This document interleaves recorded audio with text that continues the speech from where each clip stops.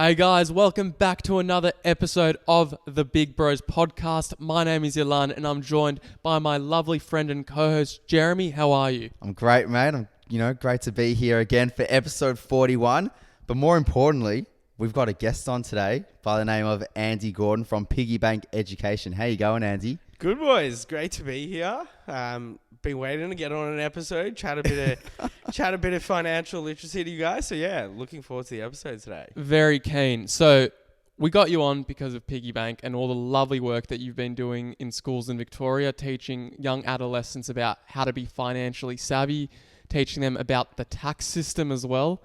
And you know what, when I was younger, I would have loved to have learnt about all these kind of nuances, how to pay my taxes. Last week, I said week on a podcast, I said if I could be competent in tax returns, it would just, make me a more sexy individual. But you rebutted and said, nah, it's not something that, when someone I knows... don't think tax returns are sexy, to be honest. Really? This is my take last week. But you know what? We have another opinion today, so we can get to the bottom of that. But Ilan, it's all right. By the time this episode comes out, hopefully you can now be sexy in the tax domain. So. I truly hope so. So Andy, without further ado, tell us about Piggy Bank.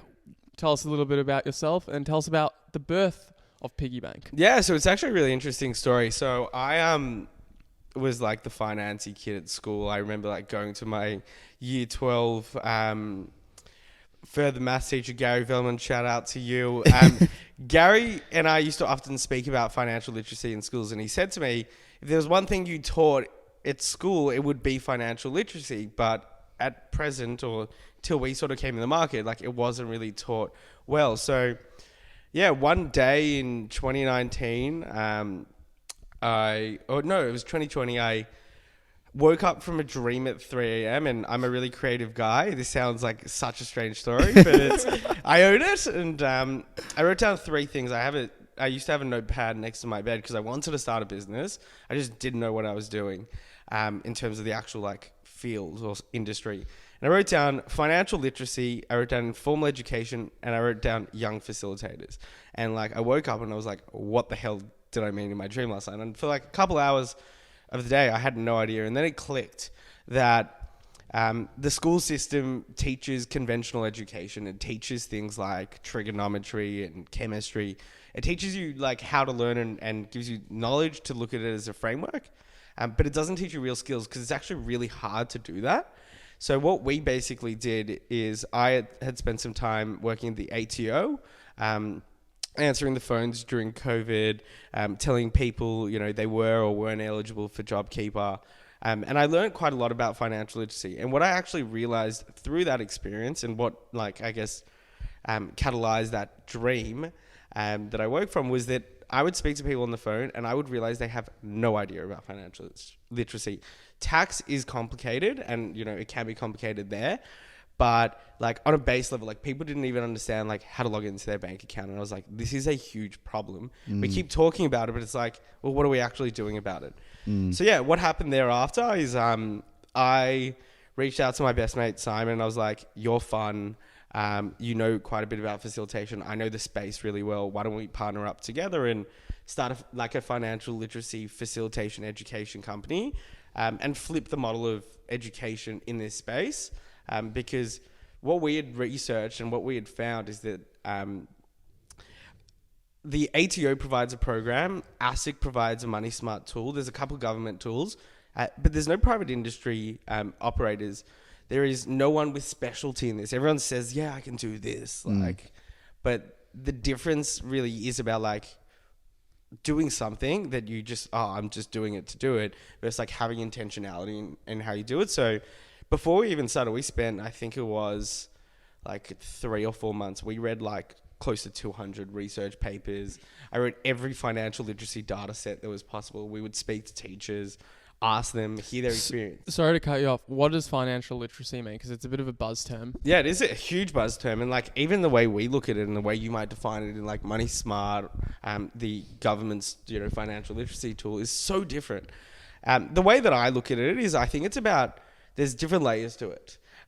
There are different competency sets. Tax is one. We've mentioned tax. Money management, planning. It's life skills, actually.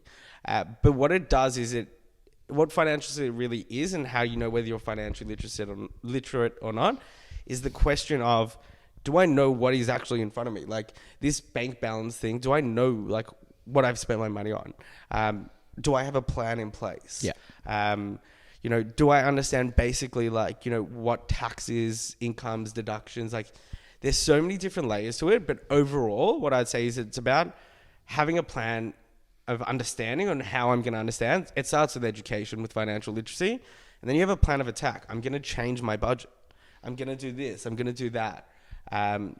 So I think that financial literacy is really about that awareness and then being able to act on it with, I guess, skills. Like, for example, one of the things we say with financial literacy is everyone's different.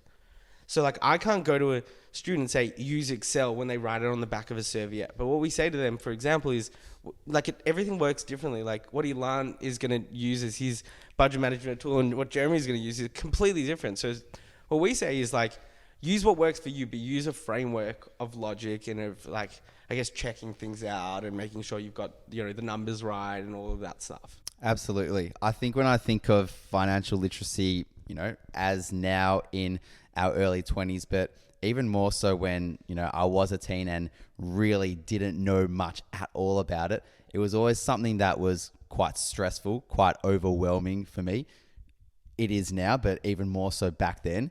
Is that like a common theme that you see in your workshops with the people that you're facilitating classes for? And if so, how do you overcome that? How do you make it a topic that is like fun to learn about and one that is not scary and daunting for a young teen in the classroom? Yeah, so if I had $1 for every time, I guess, someone my age said I never learned about money or tax in school, I would be like a deeply rich man. Yeah, that's true. I'd be a sponsor of the podcast today. But Or we're accepting sponsorships. So. we'll try work something out. It's really overwhelming. It's like, where do I start? So like, for example, what we use is the OECD financial framework, a financial literacy framework. And it's like all these different competencies. It's about skills, knowledge, content, understanding. If I show that to someone, like they would freak out. Yeah. But what we actually do, and we have that in the classroom, like kids go, yeah, like I know a little bit. Like the interesting thing that we see is like kids are so smart. Like these days, like they're with it. Like they've watched it on TikTok. They've seen like money videos on social media. Like they kind of get at it at a foundational level. But they don't know how to use it. Mm-hmm. So it's like, yeah, I know what money is, but like, how do I save money?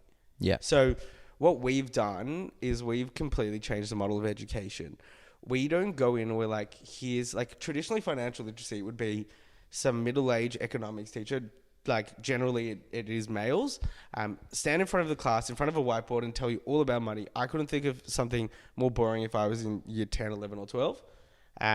So what we do is we get people like me and a pair of ripped jeans and Nike Air Force Ones and a Piggy Bank t-shirt. We rock up to the class and we say, all right, let's play a game. Like for example, when I teach about like the money mindset, something that I might show is like, money defines happiness. I'll put it up on the board and I'll say, do you agree and disagree? Move to the left side of the room if you agree and the right side if you disagree.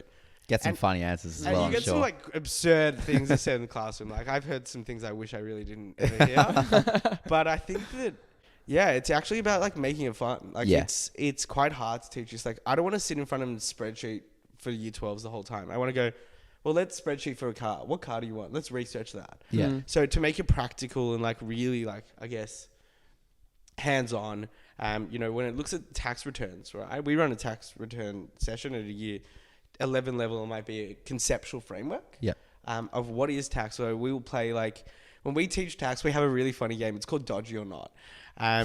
So it's like, we're making it really fun. It's gamified. It's cutting edge. So like we would take controversial tax cases where like a famous one is like, I think in the 1990s, there was a guy who used to pay for a receptionist. Right. It turns out the receptionist was his child who's 7 years old, and the ATO and the courts decided that like that is illegal. Yeah. And that is completely dodgy. So obviously when you teach financial literacy, like we have to give a lot of disclaimers and like all the financial advice stuff. So we do is like we take things that have happened in the real world where like there's an actual decision. We go, is this dodgy or not? And then they start to understand the values of like picking up on the habits stuff. and the dodgy stuff. I absolutely love that because what you're doing is you're essentially digesting a very sophisticated curriculum and almost getting it with, I mean, when you were at school, you're right. Like, I remember our economics class, although, you know, our teacher was elite. We had no It is one of the, Shout when out to things, Amy. exactly. When things were framed in such an academic way, it's not as easy to become involved in it. But I feel like if you're playing games and you're giving more so like case scenarios, and you know what I really like there? The fact that you're getting kids to think, is it dodgy or not? Is it dodgy or not? Because there's going to be times in life where whether they open up their own businesses, they're going to have to make financial decisions. Do I write this off as a tax write-off, or am I going to get in trouble with the government? And the fact that you can get kids already thinking about those principles now, I think you start building a really solid foundation. Yeah, and just like to add to that, I guess what we take the view on is like, and we'll get to, I guess, like our view on the education system and how we want to see it change. But yeah, like we can have fun in the classroom. Like things can be fun. So, you know, we talked about tax. Like it can be so hands-on. Like it is dry when I go to the year 12s and I show them a MyGov simulator, which is verbatim what MyGov, you know, looks like, feels like, and we actually fill out a tax return in the classroom. It's kind of boring. Like we try to make it as fun as possible. There are areas as well where like it is a bit dry. You know, something that we do is we don't just teach like in terms of our programs, we have three main, I guess, programs. We have a financial literacy workshop curriculum. So from year 9 to 12, 3 workshops a year level. It's super easy for a school to implement, you know, 3 hours a year. What does a workshop look like? It looks about an hour, 45 minutes to an hour. It's, you know, a mixture of, you know, what we like to do is chunk it. So you have 5-minute game, 5-minute content, 5-minute game, 5-minute content. Because I don't want to sit there and listen to you for 15 minutes and then 15 minutes game. Like try to bite-size it down. And that honestly came about from like learning. Like at first we tried a content heavy structure. It didn't work as well. So we're like, now we're constantly improving our product. So I've rewritten, like I looked at the change log of like a file. I've like changed one class like 15 times. And that's like, part of it is like, you need to be dynamic in this space. Like it's evolving. You know, I look at like crypto, for example, like most people wouldn't even know how to teach about it. It's like what we do is like, we don't need to sit there and become, you know, a Binance ambassador. It's the last thing that we want to do is like advocate to use a certain product. We want them to actually learn what all of them are and then decide. So the model we take with financial literacy, which is really, really different, is we're not going to tell you everything. We're not going to tell you about products. Like that's for you to work out. We're going to give you a framework to understand, to critically think, and then to make good decisions around it. So that's, I guess, that difference of like instructive learning versus like, I think what we do is very experiential learning, you know, throw you in the deep end and you have no idea what an income statement is, but you get there. Like you get there and we'll get you there. So it's a completely different model of education. So it sounds like you're giving all the students the necessary tools. You're not telling them what to do, but you're telling them here's all the resources you need, and this is how you use these resources to make more financially informed decisions. Yeah, and like where that actually looks the best is, so we for a while run a startup incubator program. So it's essentially it's a modified program. So some schools need 7 weeks, some need 10. Like we change that up, which is basically stepping kids through the skills of starting a business. So week 1, it's like finding an idea. So like I get them on Google Trends and I'm like, what's hot right now? Like get them to learn how to think outside the box. And then it's like, okay, well, you know what? You've got a problem. Like tell me more about the problem, agitate on the problem. It's really that lean startup methodology that came out of San Fran is like what we take them through at an early stage.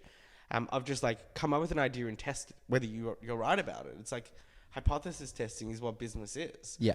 And then like we get them to start, you know, branding, and I get them on Canva and they're making logos. Some of them are amazing. And I'm like, honestly, like Piggy Bank kind of needs a graphic designer. Some of them I'm like, wow, you really did that in MS Paint for 5 minutes. And then like we go in and we show them like product costing, which is just a really simple Google sheet that we pre-fill, and it's like fill out the numbers and it'll tell you that. So they start to understand unit economics of a business, and then I get them on Wix and they design a website. So like what we actually do, which is really cool about this program, is at the end of it you put together a pitch. So in the second last week they put the pitch together, and the last week they actually pitch it to a Shark Tank panel. Oh wow. So like what we've done is we've basically mapped out all the business skills, and I've said to these students so many times, I don't care whether you start this or not. I had a student come up to me a few weeks ago when I was at a school we've been at for a while.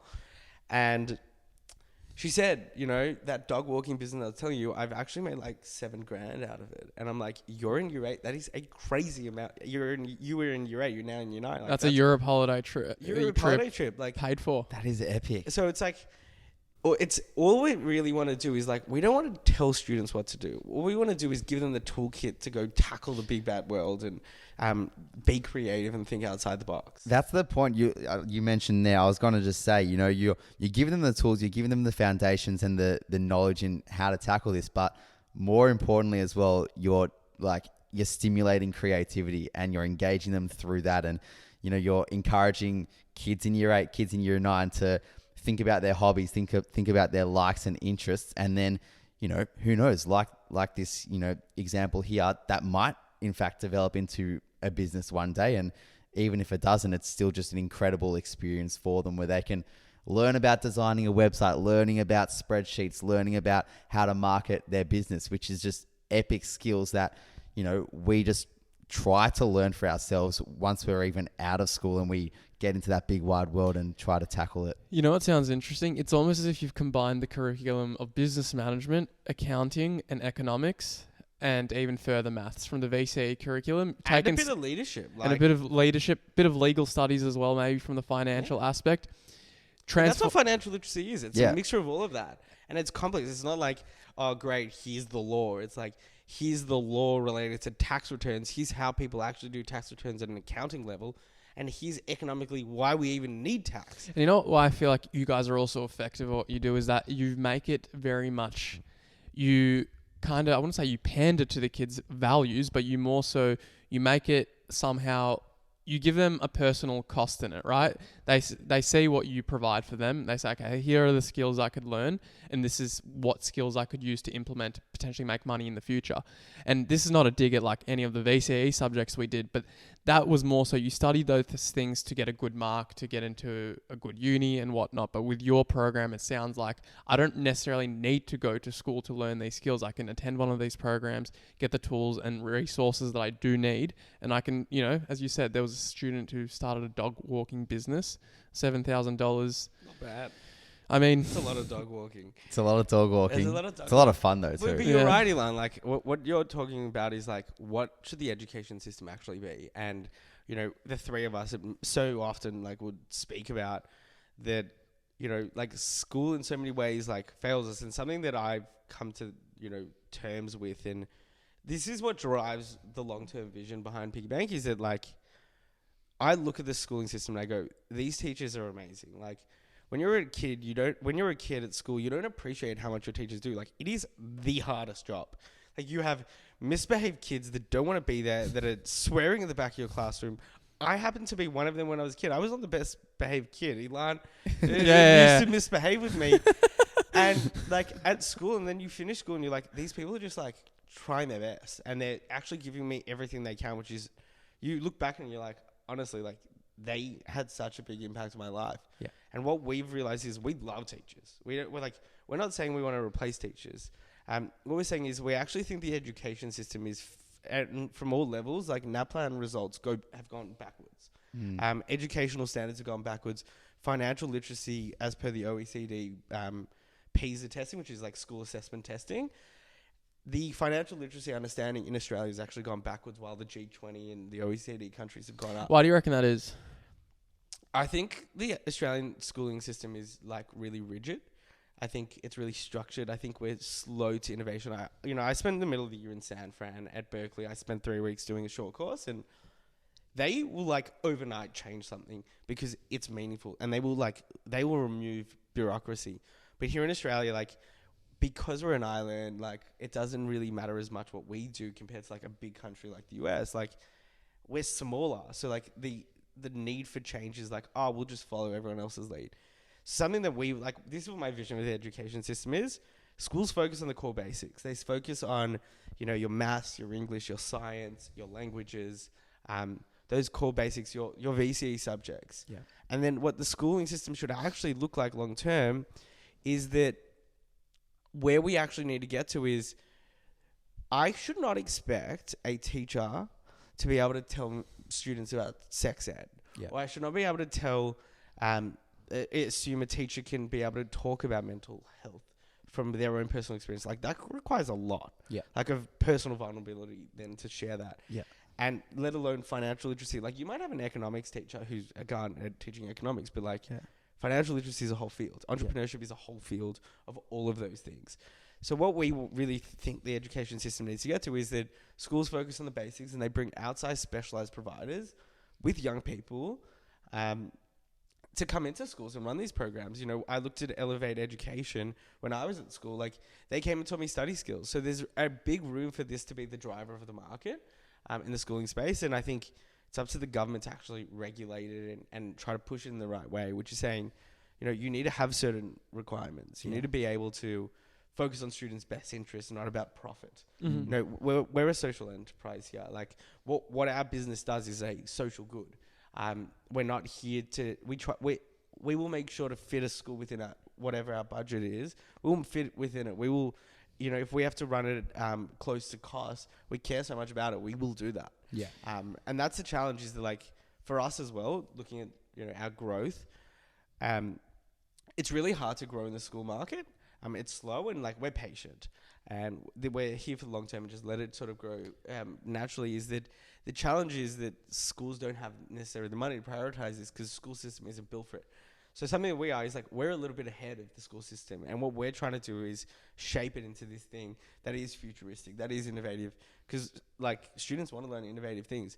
You rock up in a classroom and like, kids are talking about AI, like 8, 9 students are telling me about Sam Altman and ChatGPT. I'm like, wow, like, It's more than I knew at that age. at that age. Absolutely. Like, because of the internet, like, kids are growing up quite smart. Yeah. There's also, like, at the same time they're losing certain skills like socialization. So for us is like, we want to harness that. And I just feel like the school system, I remember at school, I was like a very businessy kid. So like, sitting and teaching me trigonometry was like, quite frankly, a waste of our time, because I was never going to use it. Yeah. And I knew exactly what I needed to do. But like, for me, I couldn't excel as much at school because like, it wasn't catered to my interests. So like, we focus so much on, I guess, mass production of education.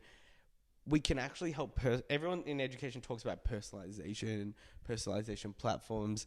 Like, at times it seems like a bit of a blasé term so everyone can make money out of the education space. But it's like, all it is bringing like specialist providers to come put the firecracker under those students that are pretty good at this stuff. Yeah. And have an interest, and just like, let them see their potential out. Absolutely. I feel like there's a bit of a culture shift though now as well, because you mentioned Elevate Education, and I'm not sure if they were the pioneers per se with, you know, bringing in more specialized education. I think they were, like, honestly, credit to Elevate. They were the first to sort of test out this model. Because I can see now, we had Toolbox on, and they come in with specialized training in mental health for kids, for adolescents, and now you guys have come in filling that financial need. And it's interesting because I think back, and I reckon, you know, for something as crucial as financial literacy, how is it that no other company or specialized provider came in earlier? And that shows to me that there was almost like a cultural, or rather there was a gap in the market, but a gap in the market that wasn't addressed, despite the fact that, you know, kids are now reporting the fact that they might be really competent, might be bringing up their knowledge in AI and knowing who Sam Altman was. You know, I only knew who he was like a few days ago because of the fact that he got fired. But prior to that, I just knew him through ChatGPT. The point being is, though, that, you know, I still feel like, and I could probably say for most of my friends, most of our financial literacy came in when we actually finished school. We got that first job, and we realized the deep end, and that's how you learn. Because I realized, okay, I want to go fund my own holiday. What do I have to do? Well, I have to go generate an income. What do I have to do to generate an income? Well, I got to get a job, and then not to splurge that money, I got to find a way to budget. And these are all things and skills that I've accrued only through finishing school and getting a job. Because I feel like it's one thing to learn it in a textbook, but the fact that you guys actually have workshops that employ little activities that get you to start thinking about those things, I think that's where you actually will start developing some sort of shift and change. Yeah, and just on that, like, it's just so hard, like, because I can't tell you about every situation you're going to deal with. Like, you live different lives to me. It's like, financial literacy is not a cookie cutter space, but what it is you provide frameworks and toolkits and skills. And I don't need you to know knowledge about, like, we talk about budgeting. Everyone makes budgeting out seem like it's like rocket science. Budgeting is money coming in, money going out, and just like categorizing, how often am I working? How much money do I have in per week, per, fortnight, per month? Okay, how much am I spending per week, fortnight, month? How much do I have left over? Like, it's just like quick maths. It takes 5 minutes to make a budget, but like psychologically, everyone's like budgeting. And because it's daunting and overwhelming. So overwhelming. Yeah. Yeah. So with Tax is worse. Like, of course. So much worse. Yeah, definitely. With the kids in the classroom, do they raise, I guess, some concerns of, or what their biggest concerns are when it comes to money? Is it things like budgeting? Is it things like, not knowing how much something for them might cost and how much they can put aside? Like, what are the key concerns and or misconceptions that you're seeing in the classroom with these teens financially? I think it's different, right? So something that like we look at is financial literacy scaffolds across socioeconomic status. So the actual greatest determination from one of the research studies we read, it was the greatest determinant of someone's financial literacy is the home that they're raised in. Mm-hmm. So like, for example, having, your parents having a healthy marriage and things like that. That's actually determining because it gives rise to you being like given those skills. So something that we're, I guess, seeing from like a kid interest is it's really diverse. So like at the top end, you have kids being like, I want to start a business. And we're like, epic. Let's help you. Let's guide you. And then at the bottom end, it's like, what is money? Yeah. What is a money mindset? So what we're seeing is like, it's actually quite hard because it's like the kids that really need are the ones that don't talk in class. And like, I genuinely pick on kids in class in the nicest way possible. You bully. I don't bully kids. But I'm so energetic and I get in class. Like, I'm so happy to be there. And you try to get everyone involved. And I'm just like, hey, what do you reckon? And I'm like, I'm going to say something wrong so you feel comfortable to say something that you don't think is right. Yeah. And it's about bringing out that vulnerability. I go in and like, I know these days with kids, because they say it so much, can be cliche, is like, I say like the classroom is a safe space. The next thing I actually say to the kids, right, to get them to feel comfortable so I can actually even know what, like that question you're asking, so I can know what they're interested in.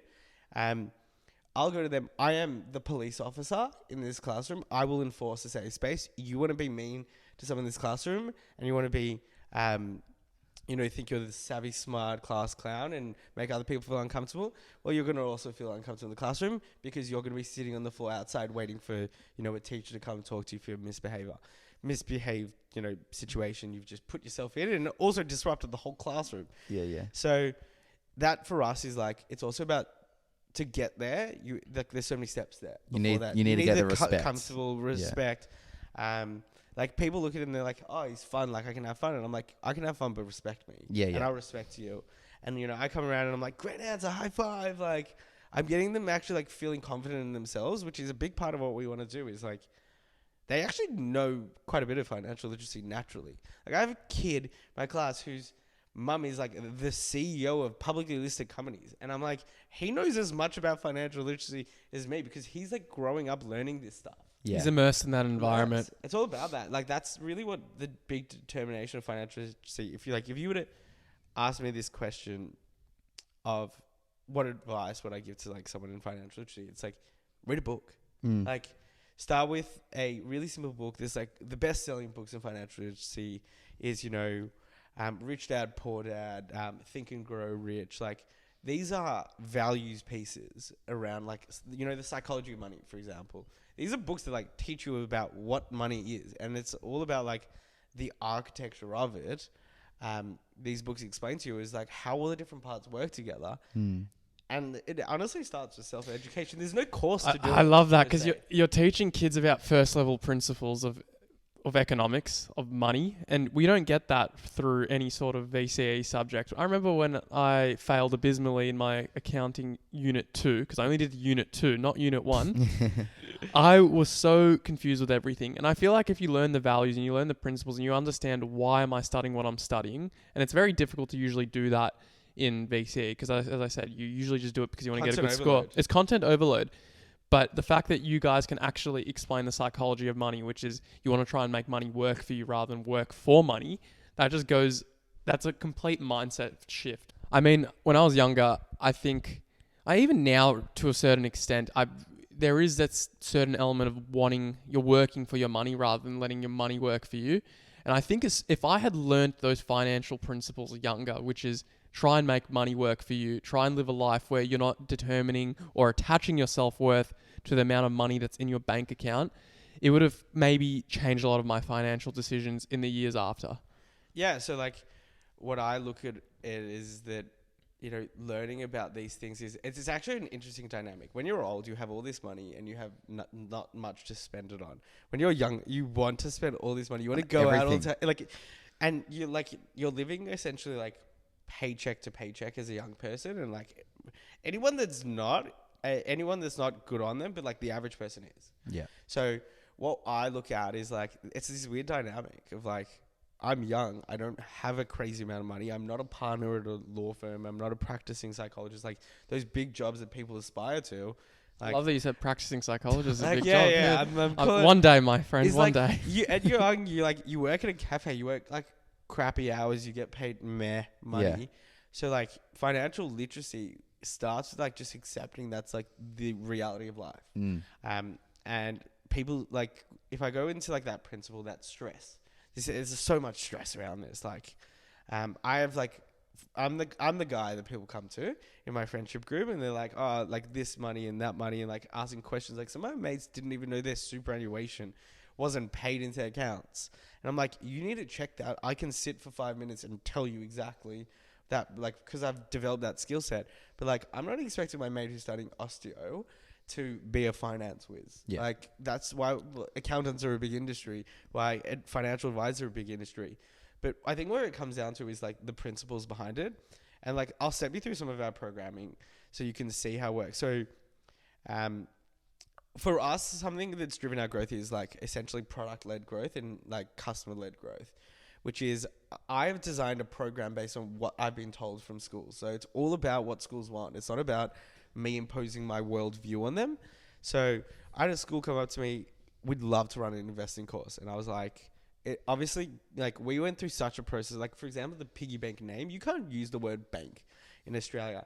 So we had to get right to ASIC. It took us 6 months when we started to get approval to use the word Piggy Bank and to make clear that we weren't a bank. Right. That we're a Piggy Bank Education happens to be an education company about piggy banks and money. Yeah. So like, the thing about these things is like when you go through like these processes, it's also a lot of risk for us because like people can like every class, like no matter how many times I've seen these students, I give a disclaimer every class and it's thorough. I'm an educator and an advisor, right? And like once you get beyond that layer, what we realize is like we can make this work. Yeah. So we designed an investing course this year, and so what like it steps through is like I go up and I put up factors on the board. So I put up like scenarios. So I go CEO resigns, you know, a product recall, you know, you sell vitamins. All of a sudden vitamins have proven to make people live 10 years longer.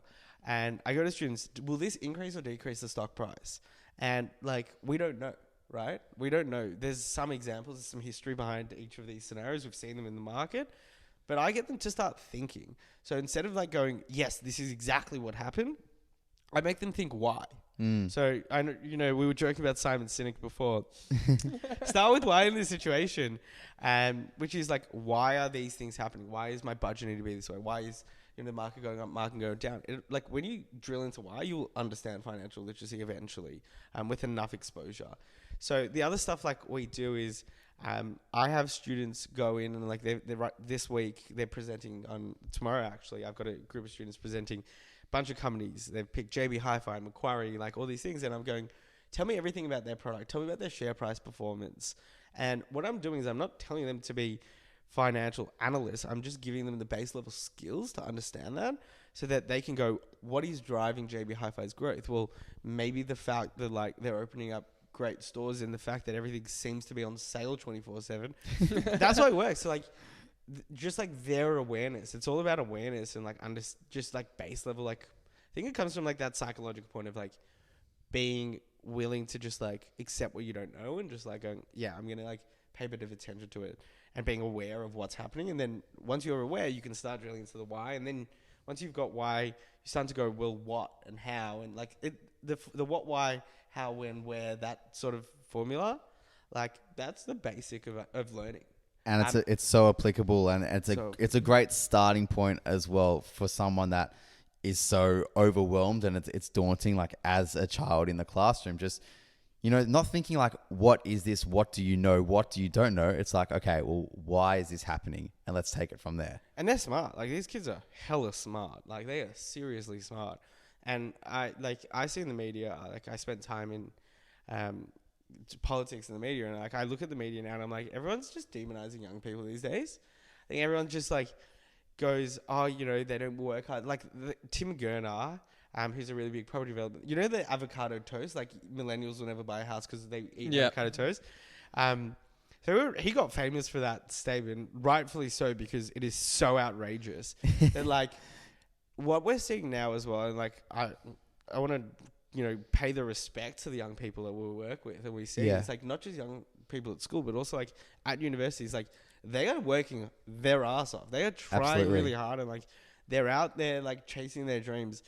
I'm sorry, but like income has grown slower than housing prices. Like I look at housing, like it's so hard for young people to get in the market. So like these things we aspire to, this like beacon of economic security, you look at America, the American dream, buy a home, start a family. The same Western values here in Australia is like, the challenge around that is like, that dream is so far away from us. Like we have to save another 8 years to get there or something like that. So do you teach students about that? Like, for example, do you come into a classroom and say, I don't know if you guys have... We have a property class. I was going to say, because the whole cost of living crisis that's going on in Australia, everything's so damn expensive. And even if you've got a well-paying job, even if you budget and don't go any holidays, you're still would be quite lucky to even be able to place a deposit down for a house, for it to be even approved, because so many people are in the same position. Do you guys talk about that sort of scenario? Yeah, I go to kids and I don't say, here's what inflation is. I go, what's inflation?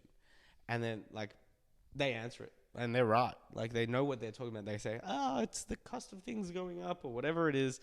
And yeah, the cost of living like right now is like pretty cool, especially for young people who go out a lot. Like I look at petrol, I look at flights, things that like you go out, you get a drink with your mates, you go to like, an Untitled event, shout out to Untitled. And like, it's more expensive than it was a year ago. And like, largely I look at inflation, and to sort of explain the cost of living crisis to everyone. Yeah. Listens is like, what goes in everything, right? It's fuel, it's like electricity, it's like the cost of production is like drives the cost of everything.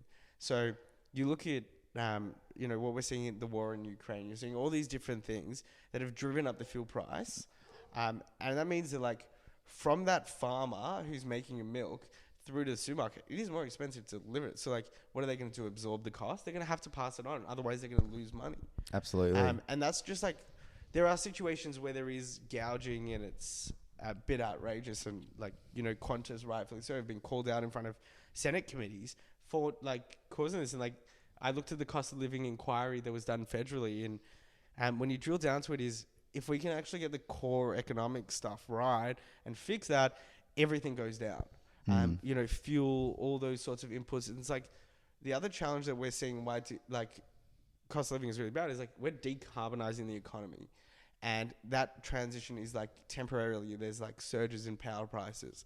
So if like, for example, you make socks, your power price has gone up 20%. Well, like you'd assume that like your margins have gone down 20% and you're going to need it like increase by 20%. So that's why we're seeing like all these price increases that we are at the moment. Yeah. And I think it also makes sense as to why this generation, our generation in particular, we're maybe not so concerned about trying to save up for a house, trying to put down that deposit at an early age like our parents did those years ago, because it's so expensive. So that's why, we would much rather spend our money on going out to events or traveling, or going on that trip that we've wanted to do, because it's a lot more affordable and in reach for us versus something that's out of reach, which is honestly something that I feel like maybe that generation before us, our parents' generation, don't quite understand. It's that whole notion of, but you're never in town, you're always traveling, you're always doing this and doing that. And well, Thanks, because Mom.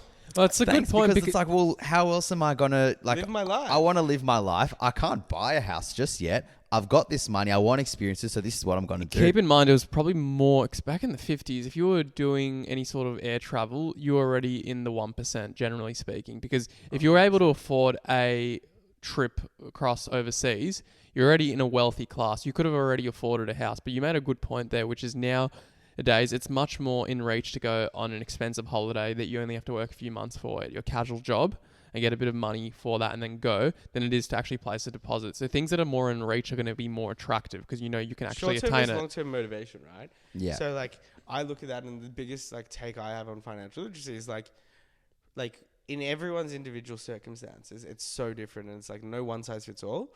But you need to tie your lifestyle to your financial literacy, plan. So for example, when I'm young, I'm going to travel. So I'm going to save up a 5-10 grand emergency fund in case of emergency. And then once I've hit that, I'm like financially stable. Yeah. And in case, I don't know, my car breaks down and I need to pay for things like, the oh shit moment. We call it rainy day. It's like a rainy day happens and all of a sudden like the world caves in and you're like, shit, I have all these expenses. But by doing that, like what you actually get is like, you can then actually do that. Right? It's like the travel. It's like you come home and you're not dirt poor. Yeah. And that you like have no money. Like go get a Nando's meal. You've literally got $8 in your account. Like tie your lifestyle to it. Yeah. So tie your lifestyle to your money management. So for example, I love going out on a Saturday night and drinking with my friends and listening to live music. So like I naturally am going to spend money on that on the weekend. So like I'm not going to budget that I'm not going to spend that money. I'm going to be realistic. Sometimes I go out too much. So like I respect that in my budget. Absolutely. Rather than just like, oh yeah, like, here's this pie in the sky dream. Just like be real with yourself. Make it work for yourself. Yeah. Now, I want to ask, recent trend we've been seeing at the moment on TikTok on our screens. Girl math, boy math. Talk us through that. So yeah, like it's actually a psychological thing. Like girl math, boy math comes from behavioral economics. I actually spent the last 5 years studying this at uni. And I remember Ilan in my economics class talking about behavioral economics. Homo economicus. Homo economicus, which is like basically like girl math is this idea that like I'm getting a better deal through sales.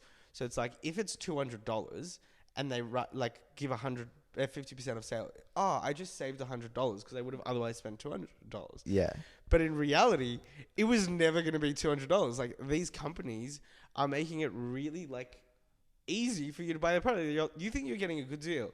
Like the product probably would sell for $50, but they're selling it at $200 just so they can drop the price. So psychologically, you're like, this is a great deal. It's not. Like to anyone watching out there, like this is not a good deal. It's them playing on your psychology, and you need to be realistic that like that is companies driving psychological messaging for you to buy, so they make money. We've just cancelled girl math right I here. cancelled girl math, and Boy I'm math. about to cancel boy math. Go on. So girl math is about savings and like relative savings, right? But boy math is this idea of like loss aversion. So it's like this idea that like I've lost money, but like like in the scheme of things, I'll just earn that back. The other thing about boy math is like the way I think a lot of men think about money is like, how many times will I use this as well? Like there's different layers. It's not one size fits all. So it's like boy math has layers to it. So it's like, for example, if I buy this game of FIFA, how many times will I use it before? So like, for example, let's say I play 100 times and it's $100. It's $1 a use. Great. Like that's cheap.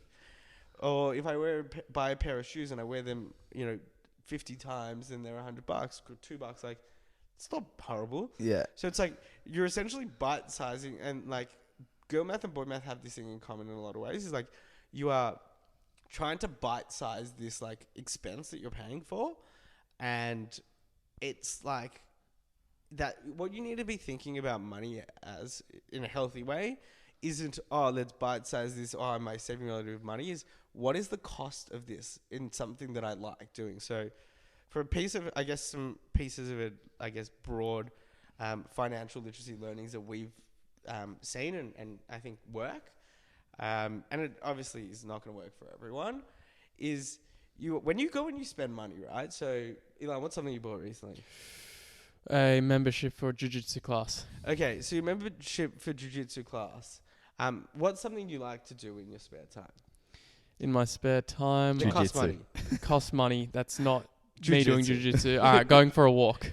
Okay, well, Low cost. low cost. So In my Ultra Boost. So in your Ultra Boost, right? So like, what I like to look at, and the piece of advice, maybe walking because it's free. It's not a good example, but I think what actually works well is like when I spend money. It's like I bought these new shoes. They're like $250, and Yeah. I thought of them as like, I love like going out for a nice meal with my mates. So whatever, you spend like $60, you get 2 glasses of wine, you get a nice steak, and you go out and you have a nice dinner. And it makes you feel good because you've eaten well, and 2, you're like having a good time with your friends. Absolutely. So like what I like to do is like, okay, well that's 5 dinners, and it's something I like to do. So like psychologically, I have a value of money because I'm like, it's something else. It's like the opportunity cost of what that money would represent. Mm-hmm.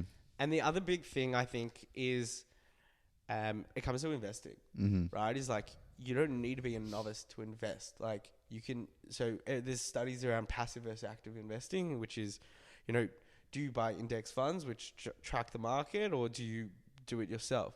When you look at like investing, is like, you don't need to be overcomplicated. Speak to your family, speak to someone that knows something that you trust, a licensed professional even. You can get low cost financial advice. Like go speak to these people, but like invest in something, whether it's an index fund, which is the least risky asset. It's like, if the whole market goes up, it goes up. If the whole market goes down, it goes down. Like it's the least risky thing, but at least your money's growing. It's working for you. And I think the last one is just like, everyone talks about financial literacy. I don't know anything. I don't know this.